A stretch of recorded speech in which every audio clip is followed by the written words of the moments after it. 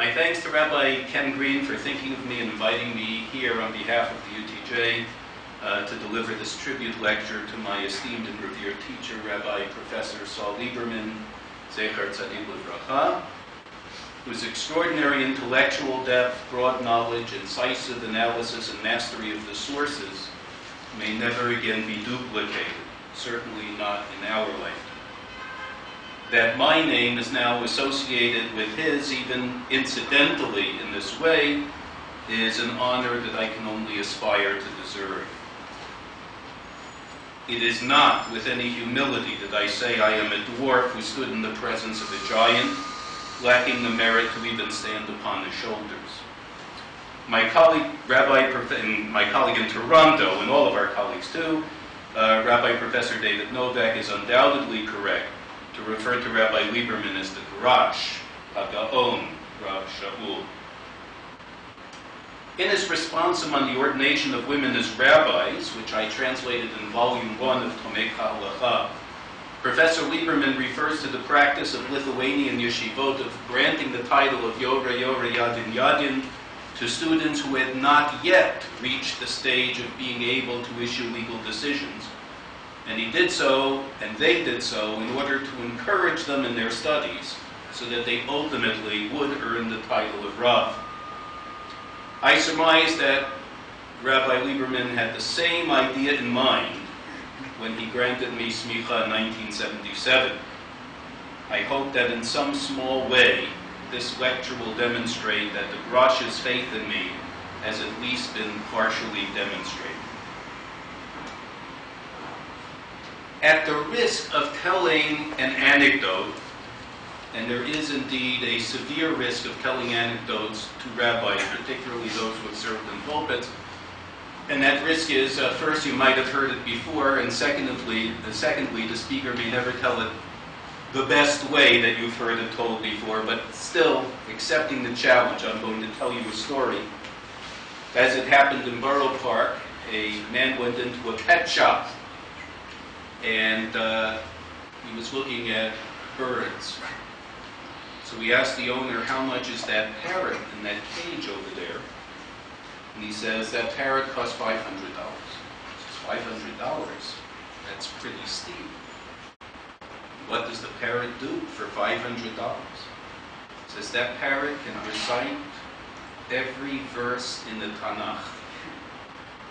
That's how bright this parrot is. That's how capable, competent, and skilled this parrot is. And that's why you pay $500 for that. He says, I see. And what about the parrot in the cage next door? That parrot, the storekeeper says, is $1,000. He says, $1,000? He says, what does that parrot do?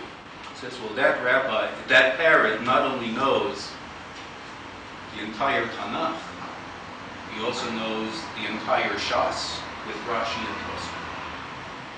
He says, that's very impressive. He says, what about the bird next to him? He says, well, that bird costs $10,000. He says, $10,000? What on earth could that bird know that the others don't? He says, I don't know, but the other birds call him Rabbi. Now, today we're talking about a very rare individual whom we all had the esteemed pleasure to call our rabbi and teacher. 31 years ago, when the conservative movement was convulsively debating its direction and future, it was Rav Lieberman who lent his support to those who would go on to establish the Union for Traditional Judaism by calling them the last glowing ember of Halakhah, Hagachelet ha'achrona shel Halakhah. And we all understood what Rav Lieberman meant. The changes being contemplated by the conservative movement were corruptions of Jewish law. Halakhah required defenders, not amenders. We took solace in his words, and no doubt were buoyed to continue our work. But I believe that back then and even now, we gave little thought to what Rav Lieberman precisely meant by Halakhah. It is my intention this evening to accomplish 4 tasks. First, I will analyze Rabbi Lieberman's conception of Halakhah. Second, I'm going to place his conception within the philosophical debate on pluralism. Third, I will use his conception of Halakhah as a resolution of the dispute among the poskim on the power of minhag. And finally, but briefly, I'll discuss the implication of Rabbi Lieberman's conception of Halakhah for Jewish life today. It's a curious phenomenon that little attention has been devoted to understanding a word that has been insinuated into any discussion of Jewish praxis. J.D. Eisenstein's useful digest of laws and customs includes definitions for a host of technical terms, but inexplicably omits any explication of the word halakhah. And he is not alone. Menachem Elon devotes significant space to delineating the role of halakhah in his Principles of Jewish Law, but never offers a definition. Professor Jacob Neusner has even written an entire book, Theology of the Halakhah, that takes halakhah to be its principal subject, and yet similarly to Elon omits any definition. This is not simply a matter of sloppy scholarship. As Shmuel Safrai puts it, nowhere in rabbinic literature from the Talmudic period on do we find any attempt to define or even to interpret the word halakhah. The sole exception is in the Aruch, the 11th century Talmudic lexicon compiled by Rabbi Nathan of Rome. And he suggests 2 definitions. First, something that goes on from beginning to end, in his words, olech uva, that is something that is enduring, or alternatively, that in which the people Israel goes. It is this latter definition that seems to be the one to have caught on. The word halakhah is generally held to mean normative Jewish law, derived from the Hebrew root he lamed chet, meaning chaf, rather, to mean to walk or to go along the path. Thus explains Dr. Joseph Schechter in his Otzar Lashon HaTalmud, clearly a derivative of the second definition of the Aruch. From the Orthodox right to the feminist left, halakhah has popularly been understood accordingly. Rabbi Saul Lieberman was less interested in the definition of halakhah than he was in its practice. But Professor Lieberman, if the bifurcation is allowed, considered properly and accurately defining the term halakhah important and necessary. No discussion of the sources of Jewish law would be complete without such a definition. Thus, within the first 2 sentences of his article on the publication of the Mishnah, written before 1950, and published in his compilation Hellenism in Jewish Palestine, Professor Lieberman admits to the need of a definition. He concedes that the origin of the word is not definitely established, and yet he goes on to suggest its possible origin. The key text is the book of Ezra. Chapter 4 of the narrative includes a letter written by the local tribes, complaining about the Jewish inhabitants' plans to rebuild the Jerusalem temple and renovate the surrounding walls. The locals argue that should these plans reach fruition, and if the city is rebuilt and the walls completed, the resident Jews will refuse to pay taxes, presumably confident and safe behind the fortifications. This story is interesting in and of itself, and for its lesson about Jews being victimized by unfounded charges and baseless calumnies, but of greater interest, at least for Professor Lieberman, of greater interest are verse 13's Aramaic names of the taxes that, presumably, the Jewish inhabitants would be likely to ignore. And there are three of them: minda, below, and halach. Only one of the classical commentators, incidentally, attempts to identify these taxes, and that's Ibn Ezra. Ibn Ezra guesses that minda is an estate or property tax, below is the tax paid by the residents in every Persian satrap, and halach is the road tax paid by every traveler. Ibn Ezra is not wrong here when he assumes that the Persians collected tolls along the roads traveled by traders and caravaneers. In fact, in his book Persian Fire, classicist Tom Holland documents the extensive Persian road system and the equally extensive records of the tolls collected. They left the bills behind.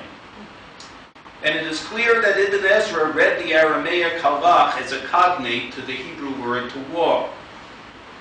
But Ibn Ezra, I believe, is incorrect to associate this toll with the halach tax, since in context it makes no sense. What the locals complaining to the king were arguing is that if the fortifications were completed, the Jewish inhabitants residing within the city would refuse to pay their taxes, since they would remain secure from any police repercussions. But that argument would not apply to travelers who exit the city and would be subject to the tolls along the roads.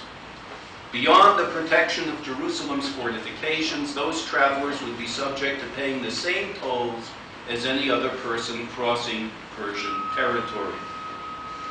Ibn Ezra, by the way, admits that his is but a guess, and here I would think he guesses wrong.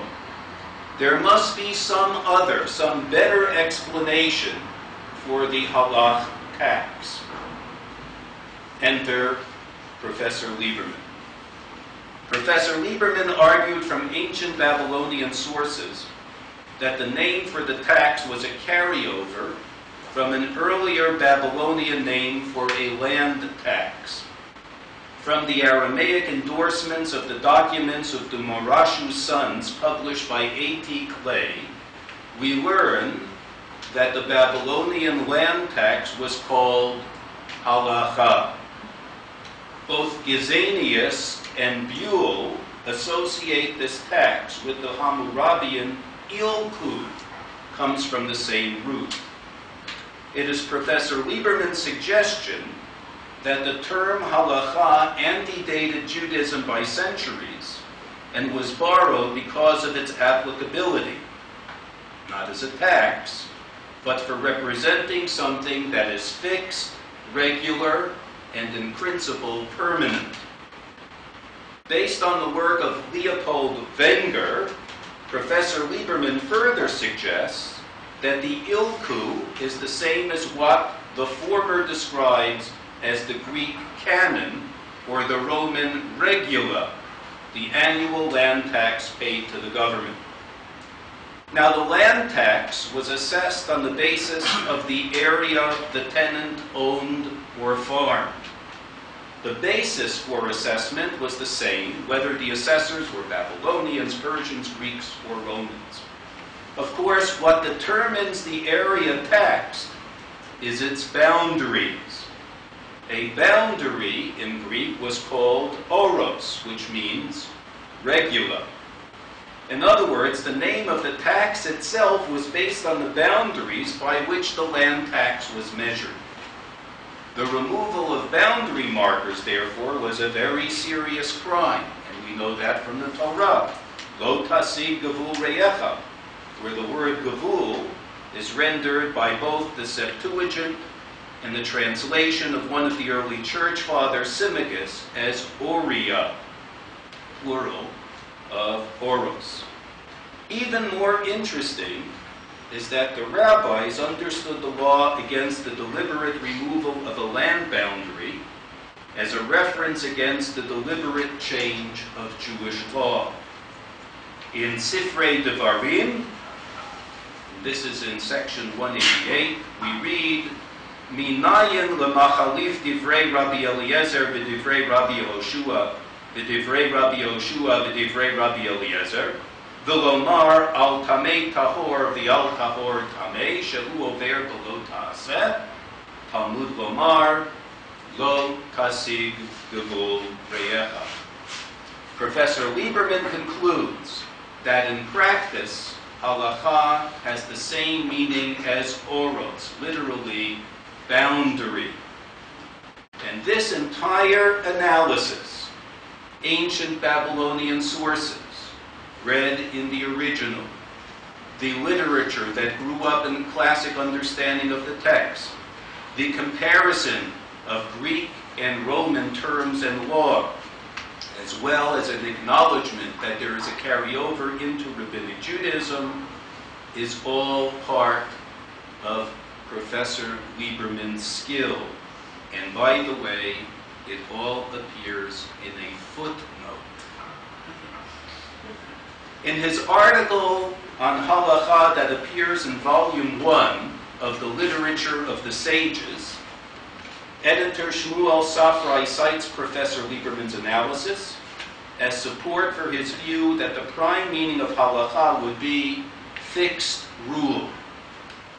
And I believe that Professor Safrai is partially correct. It is true that Professor Lieberman based his analysis on the association of Halakhah with the fixed land tax, the regula. But Professor Lieberman also differentiated between the origins of the term and its practical application. It is a more nuanced approach than Professor Safrai indicates. As I read him, Professor Lieberman maintains that while Halakhah is fixed and legally binding, its origins suggest that the term encompasses a range of options subsumed within its boundaries. Thus, there can be a variety of opinions regarding, for example, Omer restrictions, or a legitimate difference between standing and sitting for Kiddush, or between wearing Rashi or Rabbeinu Tam tefillin, or in the book that my colleague was kind enough to mention, that I've recently had published, there is a tshuva on standing or sitting for Kaddish. There are all varieties that are considered to be legitimate. In other words, Halakhah delineates the boundaries of what is permitted, excludes that which lies beyond the boundaries. But within the boundaries, there is not necessarily one exclusive, legitimate behavioral pattern to the exclusion of all others. That is the implication of the term Halakhah, as I understand Professor Lieberman. To better appreciate the core of Professor Lieberman's thinking as I understand it, I shall place it within the context of an ongoing philosophical debate. In the last essay he wrote before his death in 1998, Isaiah Berlin explained how he came to see himself as a pluralist, though not a relativist. A relativist, argued Berlin, says, I like my coffee with milk, and you like it without. Or, I am in favor of kindness, and you prefer concentration camps. These were his examples, by the way. Each has his or her values which can either be overcome or integrated. Berlin holds this to be false. A pluralist, argues Berlin, holds that a multiplicity of different objective values exist, any of which can be pursued. And the key word for him is objective. Berlin claims that arbitrary values, the creation of subjective fantasies, are not worth pursuing. That would be contrary to what we call, and what he calls, the essence of humanity. But human beings, being what we are, may pursue them nonetheless. Thus, Berlin concedes that pluralism entails accepting the possibility that some objective values pursued may be terrible ones and may need to be suppressed. Berlin, perhaps shockingly, can find Nazi values to be detestable, but he says he can understand how they could be perceived as the route to salvation. What forces Berlin into this corner is his utter rejection of monism and his enthusiastic embrace of universal toleration. Monism, on Berlin's view, holds that there is only one set of true values and all others are false. This, he argues, leads to tyranny, as human history has too often revealed. Unbridled monism inevitably leads to fanaticism.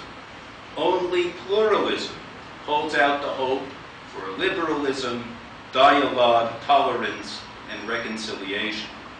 Hence, with the goal of social harmony in mind, Berlin is willing to allow for the possibility of what the great German philosopher Immanuel Kant called radical evil. 5 years earlier than Berlin, philosopher Nicholas Rescher published his small but important book entitled Pluralism, subtitled Against the Demand for Consensus. Rescher argued that both dogmatic absolutism as well as indifferentist relativism are both false. In this, he is of one mind with Berlin. But the pluralism advocated by Berlin reduces to relativism, on Rescher's view, since it dissolves values into a matter of taste or group preference. To Rescher, postmodern relativism is characterized by accepting every sort of position as a matter of taste or feeling. To be sure, the traditional rationalism that sees every cognitive and practical problem as admitting of only one possible solution may very well expose society to a dangerous monism. So Rescher proposes a middle ground between the two. This middle ground allows for practical agreement and cognitive disagreement. In other words, people can maintain differing views about truth, however we want to understand the term, and yet come together in common practice. The two terms Rescher applies are acquiescence and interpretability. Taking the last term first, Rescher argues that legitimate diversity is possible when it comes to defining what actions or practices ought to be entertained. Here, each rational being may advocate what he or she holds to be correct. It is conceivable that there may be a very wide range of opinions. Some views are likely to be more cogent than others. But in the end, those whose opinions were, for whatever reason, deemed to be unacceptable must acquiesce. That is, that they must admit that there is only one course of action that all must undertake. Interpretability means that different understandings are possible and sometimes exist simultaneously through what Rescher called restrained dissonance. It is restrained, he says, in two ways. First, it is restrained in the sense that any divergent interpretations must nevertheless be within the range of reason. And this means that one can argue that a zebra is a white horse-like animal with black stripes, or one can argue a zebra is a horse-like animal that is black with white stripes. But one cannot argue that a zebra is a horse-like animal with no stripes. Second, it is restrained in the sense that it cannot be allowed to be a cause of civil strife. Hence, the anomalous circumstance is feasible, wherein a range of legitimate interpretations exist, and yet one common practice is the rule. Alternatively, the circumstance is possible wherein a range of legitimate interpretations exist, and a wide variety of practices is allowable. No consensus is demanded. It seems to me that Professor Lieberman entered this debate without intending, and the decade before it arose. Professor Lieberman, on my reading, seems to hold a position close to, if not identical with that of Resher. His understanding of Halakhah is that it is less a system of fixed rules and more a range of legitimate options in which some but not all variants are possible, and only through a thoroughgoing knowledge of the sources and application of reason can we tell the difference. Thus, when Rav Lieberman wrote to Rabbi Ronald Price, wishing a refuah shlema, and in support of the 1979 conference on the Halachic conference, called on the Halachic process, called the participants the last ember of Halakhah, he was not referring to the support for one set of fixed rules over another, but support for the participants' appreciation of the process that he perceived was being compromised. The relationship of Halakhah to minhag is broad and complex and requires an explication well beyond the parameters of my presentation this evening. By the way, this is a pet subject of mine. I wrote my master's dissertation on custom and law, and it's my intent at some point, I hope God will sustain me in my lifetime to complete the task and write it as a book. It's also an area that should merit more attention than previously given. But if I limit my discussion to one problem in particular in this larger area, I believe that I can show that my reading of Professor Lieberman's analysis of Halakhah may be helpful in resolving that problem. Our poskim are divided on the matter of how much force minhag, or custom, has in determining Jewish practice. On one view, custom has no creative power, that is to say, it cannot establish any new rules. Minhag can merely offer testimony to the existence of a rule already in place and established by other means.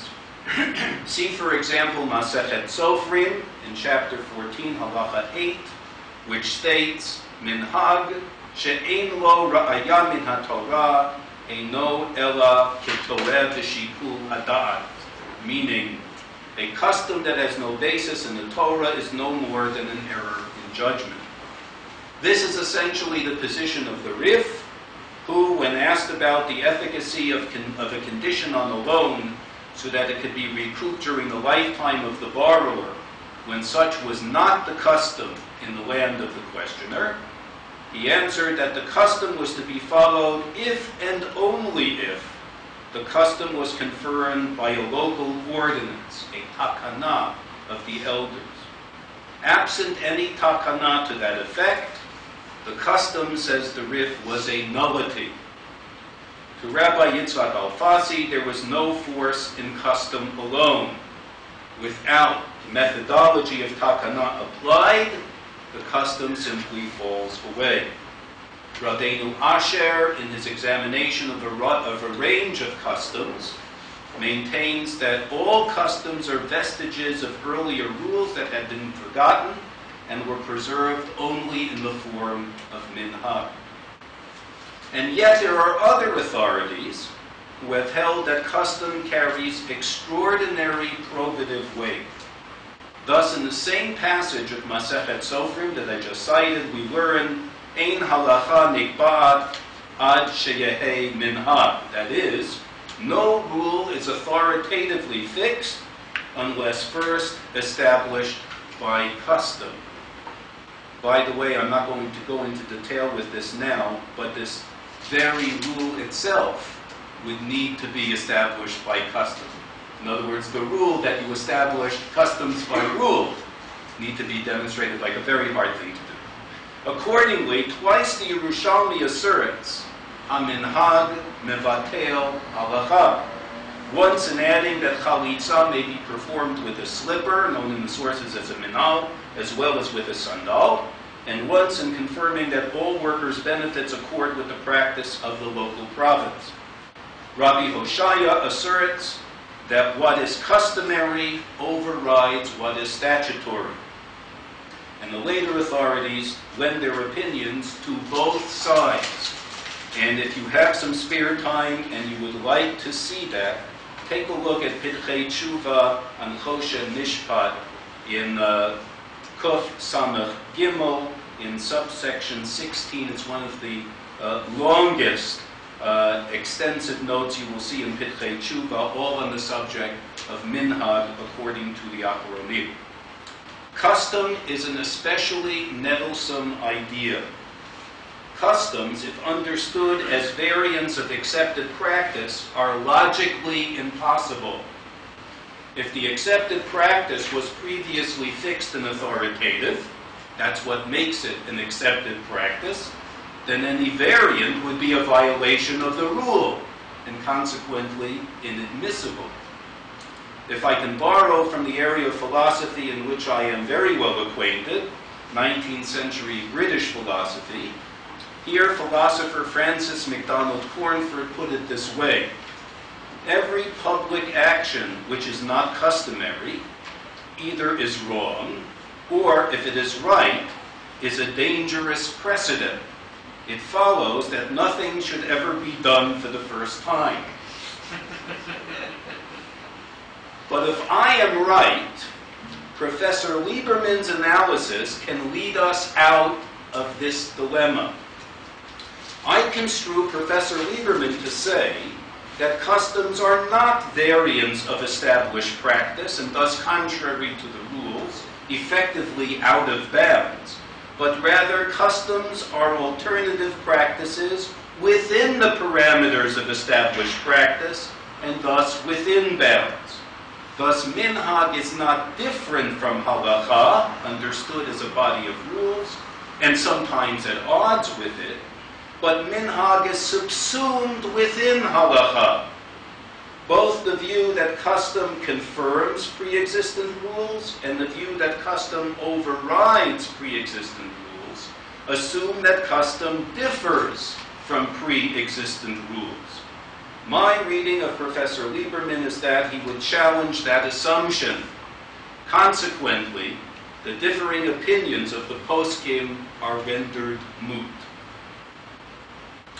The implications of my reading of Professor Lieberman's analysis of Halakhah are, I believe, quite important, and I believe they're very much relevant, despite the passage of some 60 years since he wrote that footnote on Halakhah. First, Halakhah, as judged by the origin of the term, is not monistic. Halakhah does not refer to a single course of practice, but allows for a range of practices. Of course, not every variant is going to be acceptable.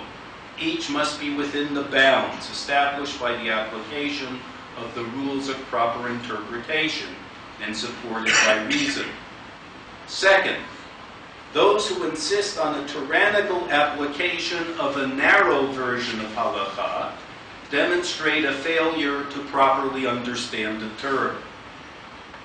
And third, Jews today would be best served by a view of Halakhah that is informed neither by a demand for consensus nor a surrender to relativism.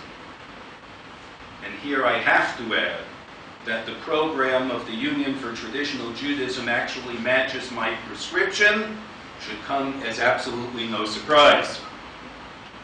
Having completed the task that I set for myself at the outset, I now have to append two addenda. First, I need to call your attention to the fact that Professor Lieberman himself conceded that his analysis, that which I went through, is tendentious. He considered his analysis possible, was his word, not definite. I believe that is an indication of his scholarly integrity, since it requires making a leap across time and cultures. But I do not believe that in any way makes his analysis any less compelling. To put it somewhat differently, Professor Lieberman's hunches are more reliable than much that has paraded as textual deduction in our day. Second, that I may be reading too much into Professor Lieberman's analysis of Halakhah is a criticism I am prepared to accept. I've searched the relevant sources, looking for any additional insight I could glean, any additional explanations of Halakhah, in the body of Professor Lieberman's published works, but without any success. I am confident that someone more able than me will discover some additional material, and that will help confirm what I have relayed to you today. In his tribute to Professor Lieberman on the observance of his Shloshim, our teacher, Professor Dov Zlotnick, had the occasion to say again and again, as new manuscripts and fragments were published by others, his reading, referring to Professor Lieberman, his insight, and his explication of an obscure passage would be proven correct. I am willing to bet that the same can be said about Halakhah and about my analysis of his use of the term. Acharon, I again thank the organizers for inviting me to present. We also acknowledge the presence of my esteemed colleague and teacher, Rabbi Edwin Gershfield, his capacity as president, and to all of you who have come here today. May the inspiration of the Drash lead us all to a deeper and more intense appreciation of Torah.